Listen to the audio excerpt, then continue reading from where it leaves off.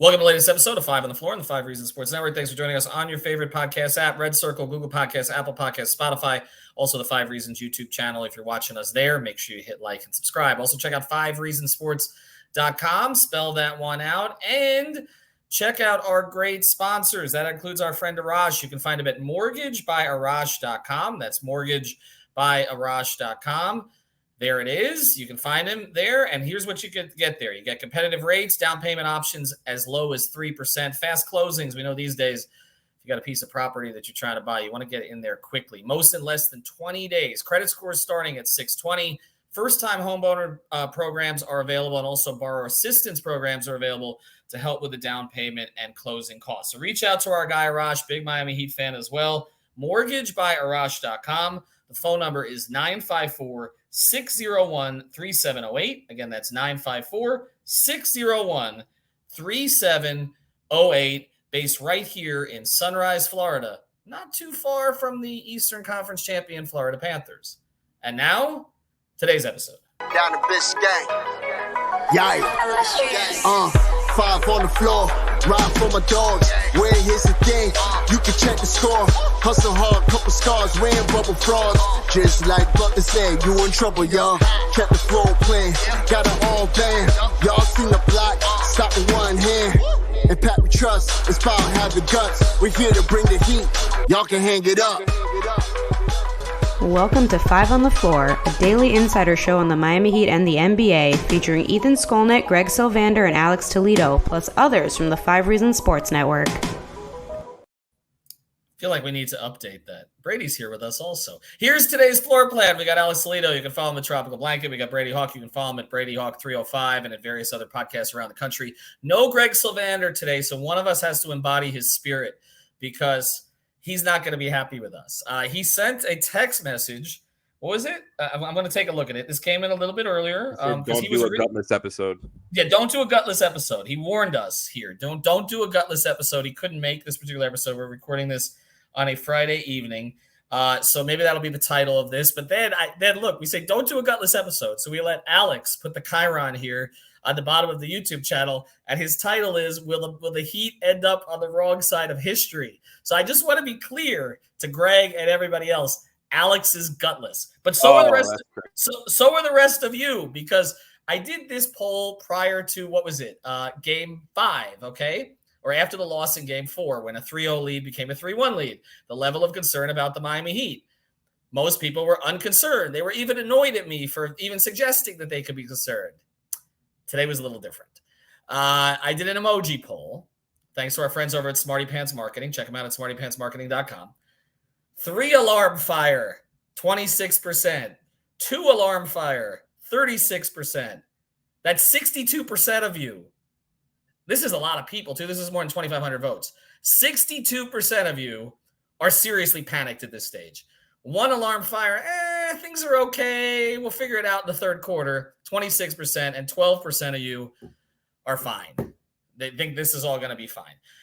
We talked about this after the game, and again, the Celtics winning the last game by 13, although it was much worse than that. A lot of cosmetic stuff in that fourth quarter.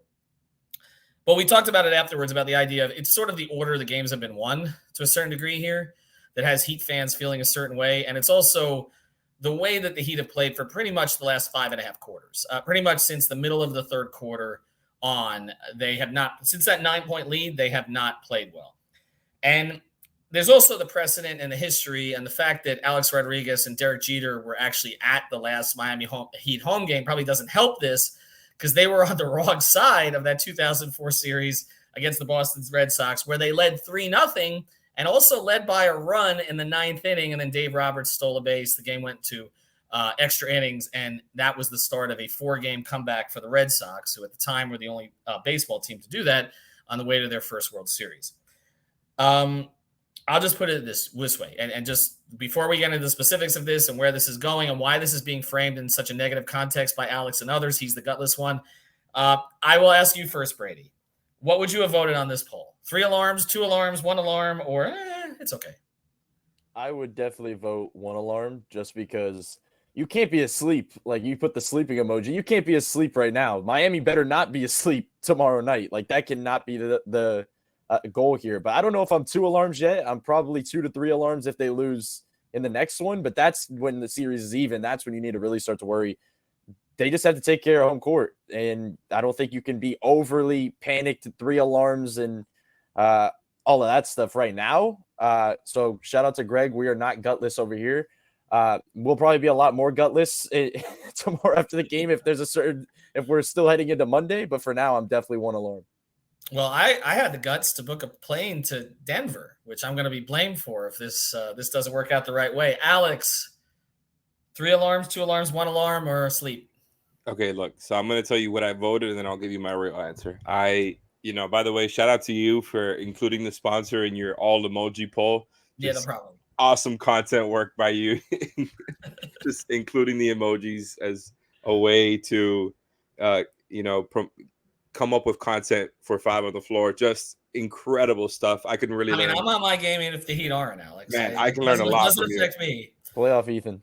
Yep. Great poll. And my answer in the poll, just kind of tongue-in-cheek, was the snooze emoji. Just because I have faith that this team is not going to lose and end up on the wrong side of history, even though I kind of framed it that way here on the YouTube video for anybody watching. I just thought it was a juicy title. I don't think the Heat are going to end up on the wrong side of history, but it's time to get real because the Celtics have clearly figured out some things, right? And there are things that are controllable and other things where the Celtics have figured out. A series goes along and they start to, we talked about some of this stuff last night. They're not biting on your fakes as much when it comes to Jimmy. Maybe they're not sending as much aggressive help. It's more timely help when guys are making a move. Bam Adebayo, they're really just, again, waiting for him to make a move and then swiping. Like they kind of figured out the Heat stars' tendencies, and they're going to have to find a way around it because the offense has been bad, and the Celtics finally, they were due, and they just got 2 straight very good shooting nights. They were due after the way they shot in games 1 through 3. And then the worst part about it is with kind of them figuring out your tendencies, they have almost molded themselves in this series into what the Heat have been doing, right? With the turnovers and the constant aggressive swiping and all that. They and Spo was talking about it in his post game last night with the activity levels increasing. I think he was 100% spot on with that. Like it's clearly an emphasis, watching back a lot of that stuff with the Heat on offense. There's clearly an emphasis on swiping down at Bam, specifically once he gets into his move. Mm-hmm. I think, you're going to have to find some creative ways around that because they already know what your favorite sets are. They already know what matchups you're seeking out, and they're sending the appropriate help. They have scouted you just like you scouted them. So I think that's the stuff that they have to worry about, just getting, enough out of your stars with the increased difficulty and increased crowds in the paint, because it really is just the Celtics sending more timely help. I think it's less panicky. They're very selective about it, and they just look more composed as a team on both sides of the ball. Like they're defending the Heat better, and then on offense they've kind of figured some of your coverages out, specifically when they're sending 2. I think like they figured out the swing and open 3 is going to be there. And Giancarlo mentioned this on Heat Beat, that they have somebody kind of right next to him so that the pass, once the 2 is there, if it's Tatum, it's right there and you can swing from there. They figured those little things out. The problem is they're beating you at your own game. And I know we talked about this last night, but how do you adjust to that? So like some of the stuff with the shooting, it's like maybe they don't hit 19 threes or whatever against the Heat in game 6, but how do you adjust to the other stuff? How do you adjust to their adjustments? And I think, obviously now is Spo's time to shine. Well, first thing, Missoula at this point, I think deserves some credit because he was getting killed 3-0. And the fact that the team has come together to make this a series, it's a marker for him. I think he does deserve some credit here. And you're right, Spo now needs to prove why he's the best coach in the game. If that's what we're going to call him, this is a point, and we will in the second part of this episode, I think, get into some of the more specifics, on the rotation and the lineups and what it might look like, whether Gabe plays or he doesn't play, and that's still in question right now. We don't know how the ankle is going to heal up by Saturday, although it didn't seem particularly encouraging the way he was talking about it before the prior game. But a couple of things just from a big picture context here. First thing, you mentioned this, Alex, and I just have to say this. I'm the least knowledgeable as far as the strategy stuff on this and all that of the 3 of us. But I've been saying all year that Bam can't put the ball down like he does. Well, that's what happens in a series, right? Like they kind of figure you out a little bit.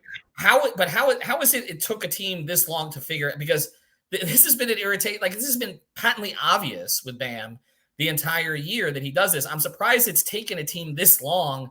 Other teams have gotten to it a little bit, but to this degree, it's taken a team this long. Because honestly, if I was an opponent, I would be swiping at him every single time. And he brings the ball low every time. To your point about Joe Mazzulla, and shout out to Cooper Moorhead, of course, always does elite work covering the Heat. He pointed this out, that just Mazzulla has clearly, I think, made it an emphasis, and their profile as a team was not one who forces a lot of turnovers. The Celtics, like they were, I think, in the bottom 5 in opposing turnover percentage. So they kind of stay home and they treat their base defense, and they I think it has more to do with the respect of all of the defenders that they have there, and like, okay, guard your yard. We don't need to play too aggressive with the help. It's kind of on the opposite side of what the Heat do with their aggressive help, sometimes over helping, all of that. And they, to their credit, to your point with Joe Mazzulla, he made the right adjustment there. It's like these guys, specifically Bam, it kind of prone to turnovers. Like you kind of figured out Jaylen Brown, right? Where it's like, okay, the ways that you can make him turn over the ball.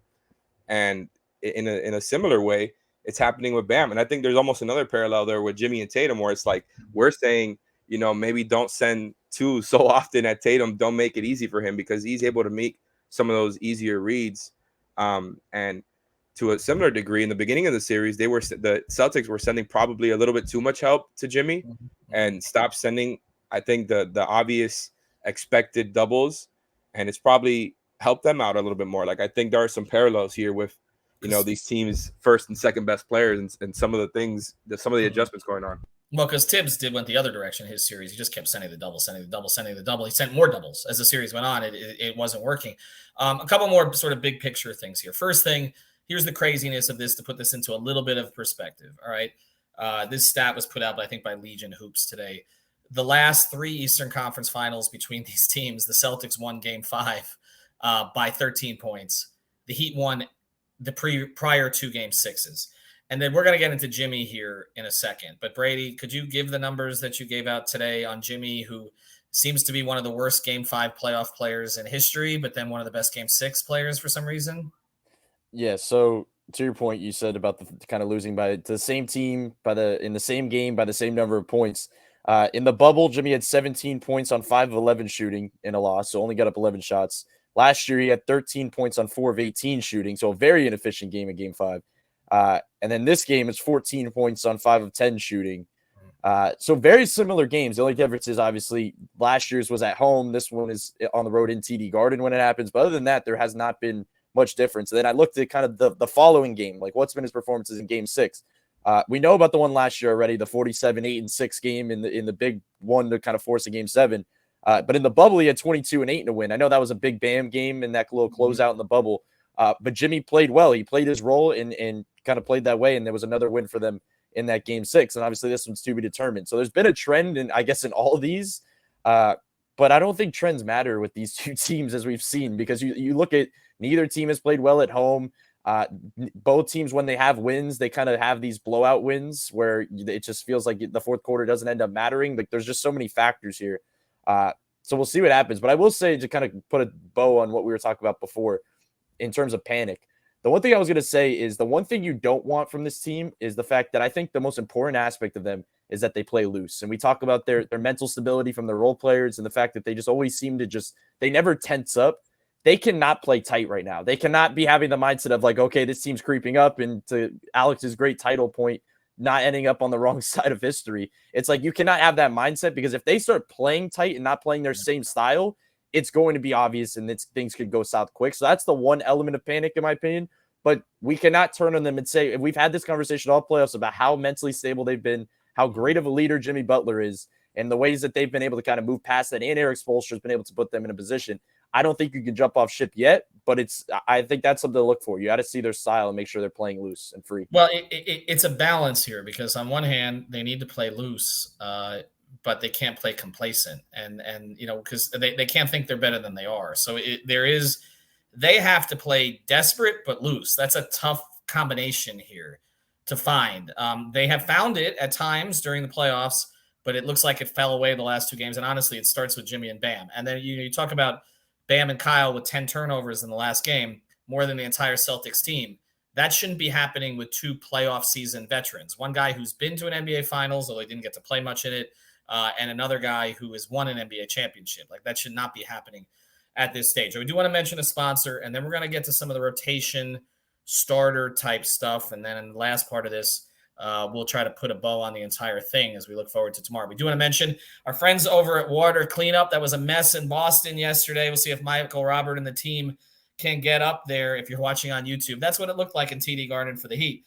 Our friends at Water Cleanup of Florida have announced open enrollment in a new membership program. So if you don't want your place to look like it looks right now on YouTube, where it's flooded and there's mold and all the rest of this stuff, you should sign up for their preventative program, because we know that insurance claims typically do not cover damage due to lack of primary maintenance, leaking windows, doors, air handlers, and heavy rain seepage. Just a few examples of costly products that could have been avoided if the property was better maintained. So reach out to our guys, Michael and Robert. They're based right there in Boca Raton, but they service the entire area. You can find them that's the website if you're looking on YouTube, WCUFL.com. That's WCUFL.com. They're fully licensed. They handle everything for you, and they've got more than 70 5-star reviews on Google. So check them out. Follow them on Facebook and Instagram as well. And again, that's WCUFL.com. And the phone number here is 954-579-0356, 954-579-0356. And if you ever go to their warehouse in Boca Raton, very close to Yamato Road, it's basically a shrine to Udonis Haslem. Big Miami Heat fans up there. So maybe Udonis can help them clean up this mess. WCUFL.com. All right, let's get to the starting lineup and rotation stuff here. We're going to do this parallel tracks, okay? Gabe Vincent starts. Let's just say that, okay? And I'm glad we did it before the game. We did a whole segment of what if Gabe doesn't play, because a lot of that stuff ended up playing out. Gabe starts. I'll go with you first, Brady. What does the lineup look like? What should it look like? I still feel like we had this discussion last night. It's Haywood Highsmith or Caleb Martin. I think at this stage, I think now is the time to make the adjustment. You're not sitting back and just letting Boston dictate everything. So it's one of the two. If Gabe's playing, even if Gabe starts, you're taking Love out. You're right. taking Love out, and you're playing Highsmith or Martin. Okay. I think either way, I think you have to go that route. And I think if it's Gabe, you probably lean Haywood Highsmith and just say, try to muck certain things up defensively, because I think one of the most schematic important things I've seen from Game 5 specifically, to Alex's point, was the way they dealt with Tatum. Like, it was kind of pretty obvious that the parallels to his point between Jimmy and Tatum were dead on. Like, we had this discussion of like, would you worry about everybody else or do you worry about their best player? And it seemed like Miami kept getting put in this trap of the showing and recovering, and it was just 1 pass away, 2 passes away, open 3, and it was like, you cannot come out the gates again in this game while the Celtics are just going to pull up Kevin Love into every action for Tatum and just say that this is going to be our offense. You have to be able to have some versatility, and I thought the things they did with Haywood Highsmith in terms of the switching and the zone was just really good and forced much better looks. So I do think it's Haywood Highsmith, but I get your point, because I know, Ethan, you said Caleb Martin before in this scenario, because this is like all hands on deck. Like, it really is. It's like, this is the time. This is not time to be worrying about rotations. There is no rotation right now. Like, it's just play your best players for as many minutes as you possibly can. So maybe to that point, it's Caleb Martin, but we've just seen him come in and just be kind of a refresher at so many points. So I think you got to let the offense run between Jimmy and react to that offensively, and then have Caleb still be that punch off the bench. And then ideally, the question, I know that where you're going next, but you ideally want your Caleb bench to stay intact, and Duncan, because they've been so good, because we've seen every time they bring him into the starting lineup, like last night with Kyle, things go south. So I really do believe, I think Haywood Highsmith should have been playing for a little while. But with that said, that means Kevin Love's kind of the backup 5, in my opinion. Mm-hmm. The idea is, just because he's backup 5, I still think Bam's minutes need to go up. They need to be at a high. You cannot be worrying about foul trouble. You cannot be worrying about any of that. Kevin Love could play kind of the spot minutes that Bam's out, but not for long. Like, Bam needs to be playing in that 40-minute range. All right, Alex, I'm going to give you the other question. Say Gabe doesn't play. What does it look like? Oh, man. Well, look, I agree with Brady as far as, Caleb or Highsmith need to start. whether or not Gabe is back. And you really, really hope Gabe is back because you saw, with this last game, how much the offense is missed and, just how many of those possessions he was helping take up throughout a game, right? Even though he's not their first option or even second option, he was carrying a lot as far as the role players and the shot creation outside of Jimmy and Bam. So it's really tough. Like, you're going to need a lot more from Kyle. We said it before. I don't know who else you start other than Kyle at this point. Like, you can make maybe a case that Duncan could start and you start Duncan in one of Caleb or Highsmith. I think that could be a fun way for this to go just because, that's one place where they have consistently found ways to generate offense. It's obviously just risky because you would have him out there with Max, but at the same time, you just have Max out there with Love. And I would say Duncan's been a more solid defender in this series than K Love has. Alex, let me ask you this one though. Could you, if you want to say, okay, Kyle, go back to the bench, run the bench. Okay. Could you start Caleb and Love? Look, I wasn't against that before.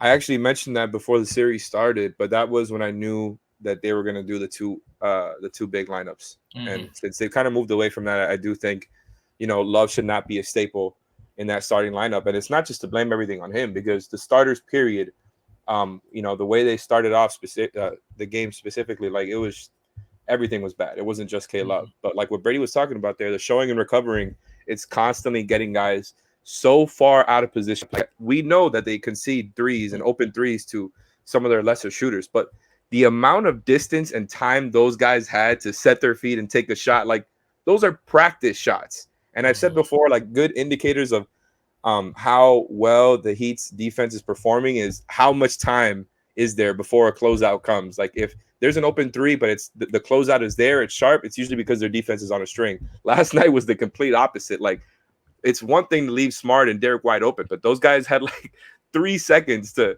set their feet, think about the shot, do whatever they wanted, and then take the shot. Like, it was just that much time, and it wasn't all K Love. I just think there were breakdowns, and part of what they're doing with the showing and recovering, it's a lot to keep up with now because they've got 4 perimeter players out there and then a stretch 5 who you are worried about shooting. So it's a lot of ground for K Love to cover. So I think bringing him off the bench and kind of putting him in Cody Zeller's role is the way for him to go in this series now. I think he can be productive there as a spacer.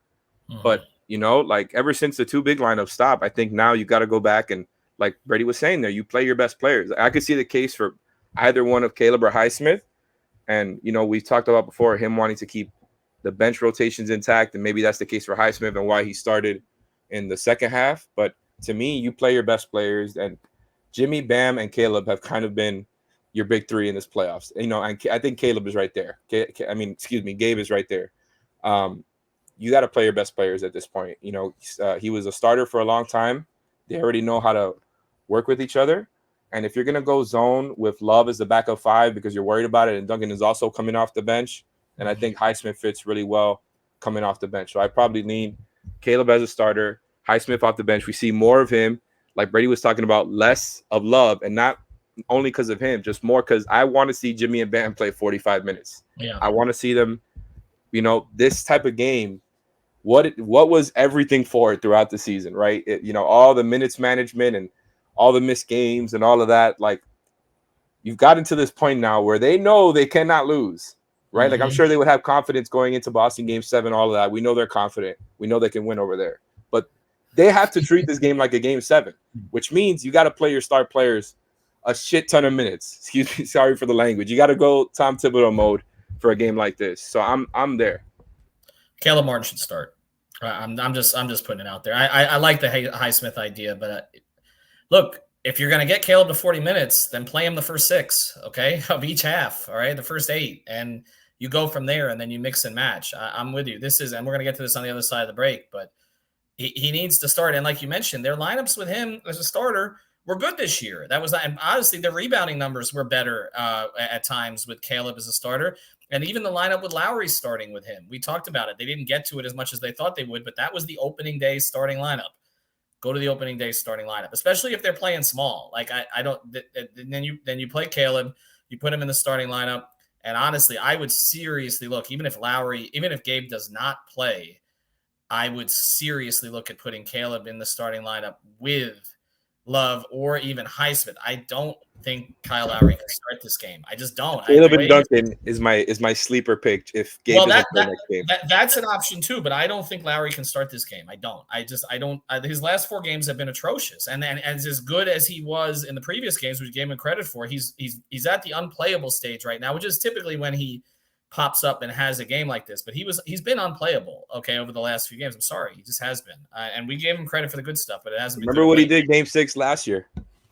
I understand it. I get it. He rose. That's why I'm saying he could rise up for one, but he's not doing any of the things they need him to do in that role right now. So I think you have him available, but I don't know that I would start him. You cannot get off to a bad start in this game. Put Caleb Martin on the court regardless. That's the way that I view it. All right, I do want to mention one more sponsor, and then we'll put a bow on this entire thing. Miami Gaming Parties. Check them out at miamigamingparties.com or Gaming Parties on Twitter or Instagram.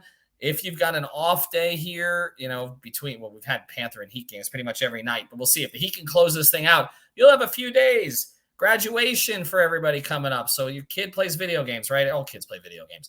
Plan a gaming party for them. And it's a really cool concept. They bring everything for you, the games, the PS5s, or whatever console it is that you want. They got trophies. It's just a great, great concept. A lot of fun for your kids. Or if you're a big kid, throw a party that way and even have some drinks with it. MiamiGamingParties.com. They will customize it to your location, to the type of game that you want, the type of console, and all that cool stuff.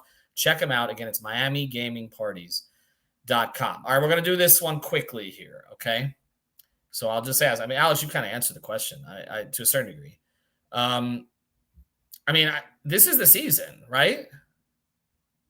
It's not just because it would be difficult to win a Game 7 on the road and very few teams do it. Reality is only 3 teams in history of the 150 have even taken a series that was 3-0 to a 7th game. So the Heat are already on the wrong side of history if they allow this to happen. Could you imagine the noise on a Monday morning on Get the F Up, okay, or whatever the hell that show is, that they're going to be listening to all day? The only time that the network's going to talk about the Heat the entire time is calling them the biggest chokers in history. They're going to have to listen to that in Monday morning in their hotel room as they go from the shoot around to the team meal back to the buses to go into that building to try to win a game. The odds against them winning that game, Boston will be favored by 17 points, okay? I do not this is not a situation you want to put yourself into. And this is why I agree with Alex entirely on this, okay? You empty the tank in this game. You empty it, okay? If you've got anything left for Game 7, that's great. But just as I felt in Game 5, and I kept saying this on playback when we were on there last night, if this thing gets away, sit the guys. Sit the guys, because this series is about Game 6. I feel the opposite in this game, okay? You don't hold anything back. You play them. Jimmy, 43 minutes, bam. He can play 40 minutes. He's 25 years old. Caleb Martin, 40 minutes, okay? Gabe Vincent, if he's healthy enough to do it, should be in the mid-30s. You have to play everybody as much as you possibly can. Get your best players on the floor for as long as you can, because this is the freaking season, or it's history on the other side. We talked about the Heat making this season memorable. This is not what we meant. No. This is not what we meant. Not like this. No. Okay. This is not how you want to remember this team. We want to remember the way that they rose up and proved everybody wrong and played with grit and poise and all of that stuff and played above their heads. Not to be a footnote in history on the wrong side of it. The Yankees have hardly won a World Series since 2004. It was so traumatic. And then the freaking New York Yankees. Okay. No, you have to win this game. That's what it's about for this team, for this coach. And I'm going to start here, okay? And I'll let you guys make a pick here. Jimmy, it's a legacy game for Jimmy. It is. It's a legacy game on this postseason because it all gets wiped away if he plays poorly again. And Brady, your numbers, speak to it. But we want to call him a top 5 two-way player in the league, playoff Jimmy and all that stuff. We're going to replay. If he has 13 points here on 4 of 13 shooting, we're going to replay your clip where he says playoff Jimmy is not a thing, and we're going to nod our head. He has to come out with better energy than he did in the last game. He can't play like a front runner in this game. He can't. He's not good as a front runner. He has to play like the guy from Tomball who nobody believed in, who, ended up having to go to JUCO, who went to Marquette and didn't think he was going to make the pros, who ended up as the 30th pick of the draft, who didn't start a game as a rookie. That's who he has to be, not $48 million a year Jimmy, who everybody was calling the best player in the league about a week ago. No, that's the type of hunger that he needs to play with. And the smiling on the bench and the laughing, it's cute. It's cute when you think you're going to get one of these games. It's not going to be cute if they lose this game and have to go up to Boston, okay? So I don't know what has to happen here. I don't know if the Panthers all need to wear his jersey. I'm not sure, but they have to win this game. Everybody switch seats. This is the season. We can switch seats or we can do whatever. So real quick, one word. Do they win? Alex? Yes. Brady? Yes. That was less confident. I mean, I said game 7. I mean, I said Heat in 7 originally, but I didn't think it'd be like this. Like, this is a total different scenario. I think they win tomorrow, though. I had Heat in 6 originally, man. Everything is on track, baby. We are good over here. I think they win. Yes. I think they win. Which I know Ethan, nobody wants me to say it, but I just look, I cannot see Bam and Kyle. I can't speak to. I don't know what Bam we're going to see right now. I really don't. I can't speak to it. I don't know. Kyle, like I said, he's kind of come to the unplayable point of this. The role guys, like the fact that I have more trust in Duncan Robinson right now than most of the other role guys is kind of this season has come full circle. Because he's going to play loose. Like he just does. Like that's what he does. And I have tons of trust in Caleb in all circumstances at this point. You know what you're going to get from him, okay? But this is about Jimmy. It's a legacy game for Jimmy. I'm going to put trust in Jimmy one more time. Brady. And the only thing out of anything you said, the only thing I disagree with is when you said Jimmy playing 43 minutes. I think he's playing close to 48. I really do. Like that's the point. When you said legacy game, like I don't think he sits much. I think he could give him like 2 or 3 minutes at the end of the first quarter. Maybe. Or maybe he plays the whole first and sits the first 3 quarters of the second quarter. I think it's a 24-minute second half. I would agree with that. I think it's a 45-46, I think. Yeah, I think it's a 24-minute second half. And look, we haven't heard about the ankle in a while, right? To me, that didn't look like an ankle problem. Maybe we've seen about the ankle, though. Right. But to me, it's there was a lot less posting on his IG story last night. So maybe this whole stupidly locked in. Come around. Don't say Ethan, that. Are you trying to force a game 7 with your jinxing powers so that we can have more content and higher stakes? I've got a plane ticket already booked to Denver that's non-refundable. So I don't, I could get the hotel money back, but not the other. Well, you know what? The good thing is I could just transfer it and go to Vegas instead if the Panthers are playing Vegas. You know what? That's what I'm going to do. Frontier flies to Vegas also. That's crazy. I've solved my problem. Thanks to Brady. Thanks to Alex. Greg, were we gutless? Thank you for listening to the 5 on the Floor on the 5 Regional Sports Network.